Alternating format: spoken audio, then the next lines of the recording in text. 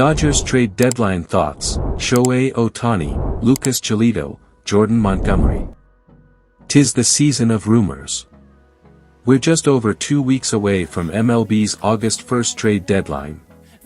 It's almost silly season when rumors fly fast and loose everywhere. So let's take a look at some of the potential targets for the Dodgers, who will almost certainly try to snag multiple pitchers. Shohei Ohtani. The Angels' superstar is a unicorn in that he is simultaneously one of the best hitters and pitchers in baseball, all in one package. This offseason, he will almost certainly set the record for the largest contract in sports history, if not in North American sports. Bowden of The Athletic offered a few possible trade scenarios if the Angels decide to trade Ohtani. I don't mean to disparage Bowden, who was a true Major League general manager and once demolished the Dodgers by trading Paul Konerko and Dennys Reyes for Jeff Shaw. But he did suggest that this year's Dodgers are willing to trade 10 for 1 to land Ohtani, which made me wonder why I even bother. More about Bowden. The Angels don't need a catcher with Logan O'Hoppe coming back from shoulder surgery, but based on his own value alone, they should push to bring in either Diego Cartaya or Dalton Rushing, both top catchers. Then they could ask for a trio of pitching prospects who cut their teeth in the bigs: Emmett Sheehan, Gavin Stone, and either Michael Grove or Ryan Pepiot.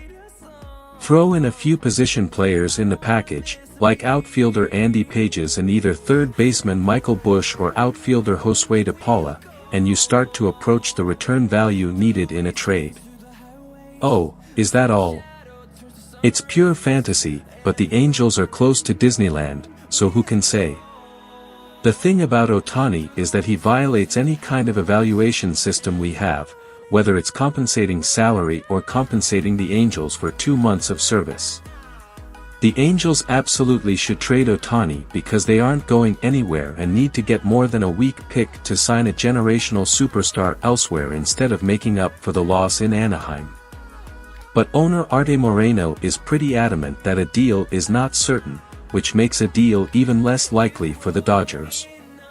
I believe Ohtani will just be traded to the Dodgers if that happens. Hey, maybe the Dodgers can get Luis Rengifon as part of the deal. Realistic launchers. Lucas Giolito will start for the White Sox on Tuesday, and the Dodgers are rumored to be interested in the righty, as MLB.com's John Morosi reported late last week. Giolito has a 3.18 xERA with 117 strikeouts and 3 walks in 112 1/3 innings in 19 starts this season. I mentioned Giolito as a potential target for the Dodgers in last week's mailbag, mainly because he fits the criteria. He's a free agent after this season, so he'll likely be traded away from Chicago at 0-55, 8.5 games back in the awful American League Central and 10.5 games out of a wild card spot. Giolito will make $10 million this season. If he is traded on August 1st, he will have about $3 million in cap space. Let's hypothetically say the Dodgers trade Giolito before Tuesday's start. If so, they would be on the hook for about $0.2 million. Or perhaps Giolito's former Harvard Westlake High School teammate, Jack Flaherty, could be the Dodgers' target. The Cardinals remain in last place in the NL Center, 11.5 games behind both Milwaukee and Arizona for the wild card spot. Flaherty has a .29 ERA on the season, but is up 3.03 over his last 10 starts. The right-hander has lasted 6 innings in each of his last 4 starts and has allowed 3 runs in 3 July starts. Or maybe another free agent in the Cardinals' rotation shows interest.